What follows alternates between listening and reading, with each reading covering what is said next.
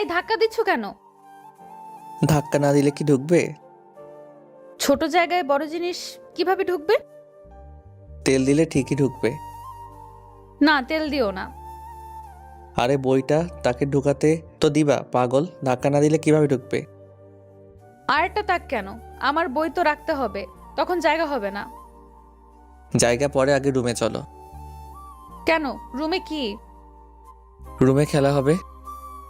খেলা? মানে কিসের খেলা? স্বামী স্ত্রীর প্রাইভেট খেলাধুলা। না, আমার ভয় করে। ডাক্তার হয়ে ওসব বলছো? আমি যাব না। মেডিকেল কলেজে একটা অ্যাম্বুলেন্স খুব স্পিডে প্রবেশ করলো। অ্যাম্বুলেন্স থেকে স্ট্রেচারে একজনকে নামানো হলো, সাথে 3 জন আছে। ওরা তড়িঘড়ি করে স্ট্রেচারে থাকা লোকটাকে ভেতরে নিয়ে গেল আর ডাক্তারকে খুঁজতে লাগলো, কিন্তু ডাক্তারকে কোথাও পাওয়া যাচ্ছে না। এইদিকে পেশেন্টের অবস্থাও খুবই খারাপের দিকে, মৃত্যুর ঝুঁকি রয়েছে, রক্তে ফ্লোর ভেসে যাচ্ছে, কিন্তু কারোর কোনো খবর নেই। দেশের হাসপাতালগুলোর করুণ দশা। ইমন ভেতরে গিয়ে ডাক্তারকে ডাকছে, কিন্তু এক একজন এক এক কাজে ব্যস্ত। আর এইদিকে পেশেন্ট মানে নীরবের অবস্থা খারাপ, মাথায় প্রচণ্ড আঘাত পেয়েছে। হঠাৎ কারোর ডাকে ইমন ঘুরে দাঁড়ালো। হ্যালো, আপনি হাসপাতালের ভেতরে এইভাবে ছোটাছুটি করছেন কেন? কি সমস্যা? ম্যানার্স জানেন না নাকি? হসপিটালে এর আগে কখনো আসা হয়নি। কি হলো, চুপ করে আছেন? চুপ করে দাঁড়িয়ে আছেন কেন? ডাক্তার সাহেবা, প্লিজ আমার ফ্রেন্ডকে বাঁচান, ওর অবস্থা খুব খারাপ। আমি ডাক্তারকে খুঁজছিলাম কিন্তু কাউকে পাচ্ছি না। প্লিজ একটু আসুন না, ওর অনেক ব্লিডিং হচ্ছে, ছেলেটা মরে যাবে। আপনি শান্ত হন, আমি দেখছি। চলুন। কোথায় আপনার ফ্রেন্ড? ইমন মীরাকে নিয়ে দৌড়ে দৌড়ে নীরবের কাছে নিয়ে গেল। নীরবের জামা কাপড় সব রক্তে ভিজে গেছে, রক্ত শুকিয়ে যাচ্ছে এমন অবস্থা। ইস, কি অবস্থা! কিভাবে হয়েছে এমন? অনেক বড় গল্প, আপনি ওর ট্রিটমেন্ট করুন আগে প্লিজ, তারপর সব জানতে পারবেন। কোনো মারামারি কেস না তো? যত কেস আছে সব আমি দেখব, আপনি আগে ওর ট্রিটমেন্ট করুন না। কোথাও সাইন লাগলে বলুন, আমি করে দিচ্ছি। পুলিশ, থানা সব আমি ফোন দিয়ে ডাকছি, আপনি আগে ওর ট্রিটমেন্ট করুন। শান্ত হন আর নার্স ছেলেটাকে ভেতরে নিয়ে যাও ওটিতে। আর ডক্টর নাসিরকে কল করো, বলো যে আমি ইমার্জেন্সিতে কল করেছি। মীরার কথা শুনে নার্স ওটিতে গেল ওটি রেডি করতে, আর একজন ডাক্তারকে খবর দিতে গেল। ওটিতে নিয়ে যাওয়া হচ্ছে নীরবকে। ম্যাম প্লিজ একটু দেখবেন ওর যাতে কিছু না হয়, ছেলেটা মানুষের ভালো করতে গিয়ে এই অবস্থা। ও বাজে ছেলে না, আর না ও কোনো সন্ত্রাসী। আপনি প্লিজ চেষ্টা করবেন যাতে ও না মরে। বাঁচা মরা ওপরওয়ালার হাতে। আমি আমার সাধ্যমতো চেষ্টা করব, আর আপনারা দোয়া করুন। নীরবকে ওটিতে নিয়ে যাওয়া হলো। অপারেশন চলছে নীরবের, আর বাইরে ইমন, বাচ্চু আর সাহিল বসে আছে। সবাই চুপচাপ, যেন শোক পরিবেশ। ইমন শক্ত হয়ে বসে আছে, কারণ ও জানে ও ভেঙে পড়লে বাচ্চু আর সাহিল কান্না করে বসবে। ওটি থেকে মীরা বেরিয়ে এলো। কোনো প্রশ্ন করবেন না, এই ওষুধগুলো নিয়ে আসুন। আপনার ফ্রেন্ড ঠিক আছে, আপাতত কিছু লাগবে না, তবে ব্লাড লস হয়েছে প্রচুর, ব্লাড দেওয়া লাগবে। এ পজিটিভ ব্লাড লাগতো, আর হসপিটালে এ পজিটিভ নেই। ব্লাড লাগবে তাই তো? কয় ব্যাগ লাগবে? 2 ব্যাগ হলেই চলবে, কিন্তু ব্লাড পাবেন কোথায়? এ পজিটিভ রেয়ার গ্রুপ, পাওয়া যায় না সহজে। এই যে ওর রক্তই এ পজিটিভ। এই সাহিল, যা রক্ত দিয়ে আয়। তাহলে তো হয়েই গেল। নার্সটা সাহিলকে নিয়ে গেল রক্ত নেওয়ার জন্য, আর এইদিকে বাইরে বসে আছে ওরা। কয়েক ঘন্টা পর নীরবকে কেবিনে শিফট করা হয়েছে। ইমন, সাহিল আর বাচ্চু বসে আছে। আপনার ওর গার্ডিয়ানকে ফোন করেননি? আসলে ম্যাম, ওর গার্ডিয়ান বলতে আমরাই। ছোটবেলাতে অ্যাক্সিডেন্টে ওর আব্বু আম্মু মারা যায়। ওদের বাসায় যে দাদু কাজ করত, উনি আর ওদের ড্রাইভারই ওকে মানুষ করেছে। খুবই স্যাড, কিন্তু এরকম বাজেভাবে আঘাত পেল কিভাবে? আসলে ম্যাম, বড় গল্প, আপনার সময় হবে না শোনার। বলুন, আমি আপাতত রেস্টে আছি। তাহলে শুনুন, নীরব বরাবরই ঠান্ডা মাথার ছেলে, কিন্তু ও অন্যায় দুর্নীতি এসব দেখতে পারে না। ওদের ভার্সিটির এক রাজনীতি করে বড় ভাই, উনি এক মেয়েকে রাতের আধারে নিয়ে শ্লীলতাহীন করে। শুধু ওই মেয়ে না, আরও অনেক মেয়ের লাইফ নষ্ট করেছে। কিন্তু ঘটনা তখন ঘটে যখন ওই ভাই আমাদের এক মেয়ে ফ্রেন্ডকে কুপ্রস্তাব দেয়। আমাদের ফ্রেন্ড ওনাকে মানা করে দেয়, প্লাস আমরা রিকোয়েস্ট করি ওই ভাইকে, বাট ওই ভাই উল্টা খেপে গিয়ে আমাদের ওই মেয়েকে রাতে তুলে নিয়ে গিয়ে ধর্ষণ করতে চায়।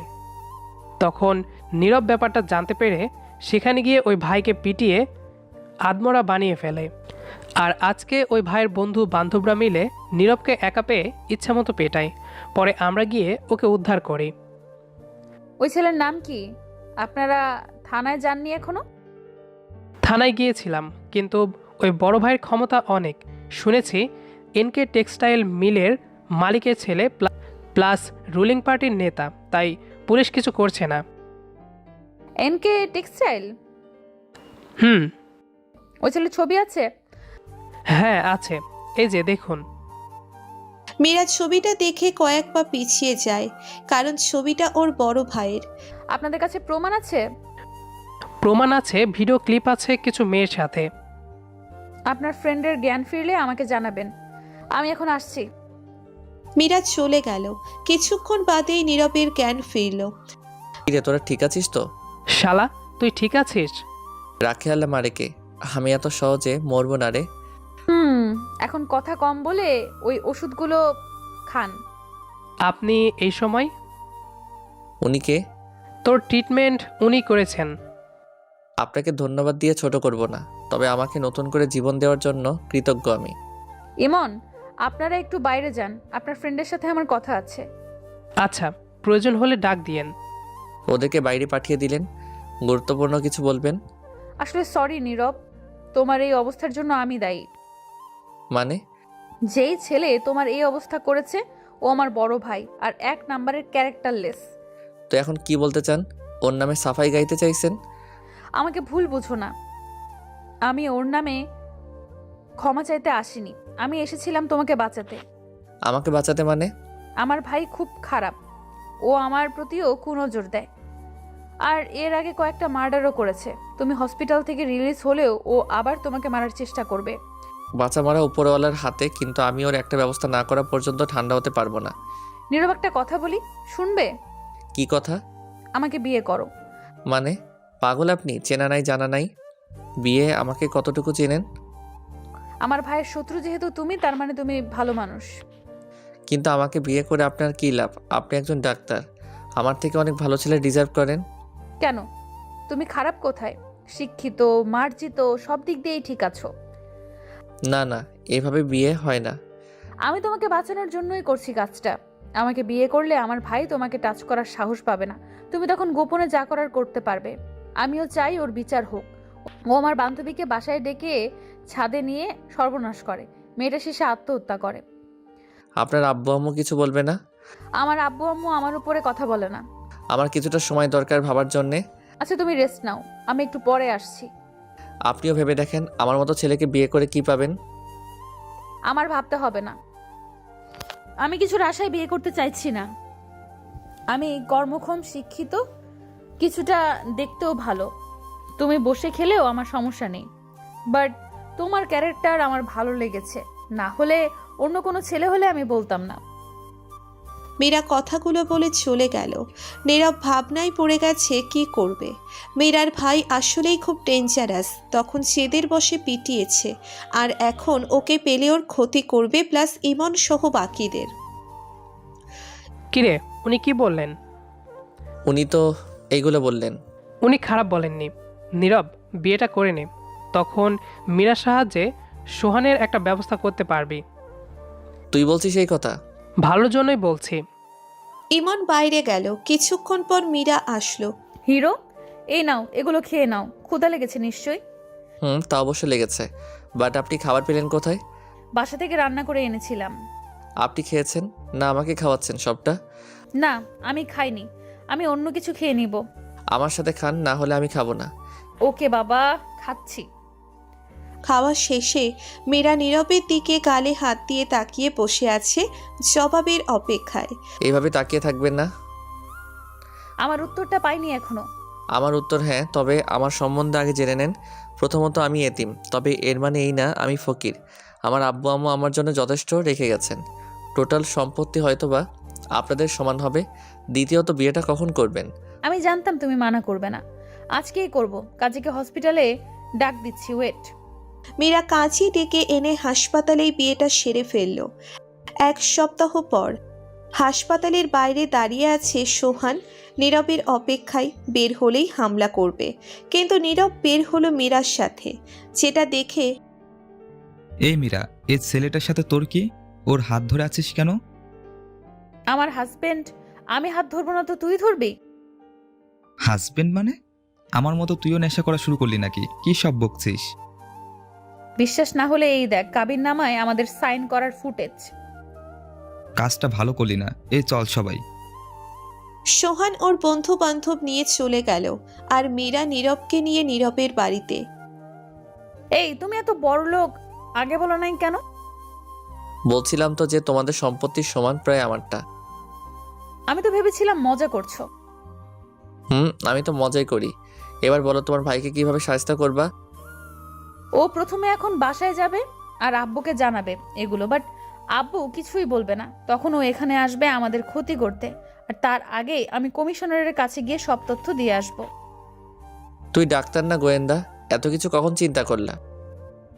দেখতে হবে না বউটা কার? এই নীরব, এই মেডেলগুলো কার? কয়েকটা আব্বু আম্মুর, আর বাকিগুলো আমার। কি করে এত মেডেল পেয়েছো? আমার এতিমখানা আছে 3টা, আর বৃদ্ধাশ্রম আছে। এছাড়া বিভিন্ন সামাজিক কাজকর্মের মাধ্যমে পেয়েছি। তোমাকে যত দেখি তত অবাক হই। আচ্ছা এখন থাকো তুমি, আমি কমিশনারের কাছে যাব আর আসবো। মীরা বাড়ি থেকে বের হয়ে সোজা কমিশনারের অফিসে। নীরব ইমনকে ফোন দেয়। ইমন, তুই মীরার পিছে পিছে যা, দেখ ও কোথায় যায় আর কি কি করে। কেন, তুই ওকে সন্দেহ করিস নাকি? সন্দেহ না আসলে ভাই বোন, তাই আর কি একটু কেমন যেন লাগছে। আচ্ছা, দেখছি। নীরব শুয়ে আছে সোফায়, কপালে হাত রেখে। তখনই কেউ নীরবের গলায় সুরসুরি দিল। নীরব তাকিয়ে দেখল মীরা।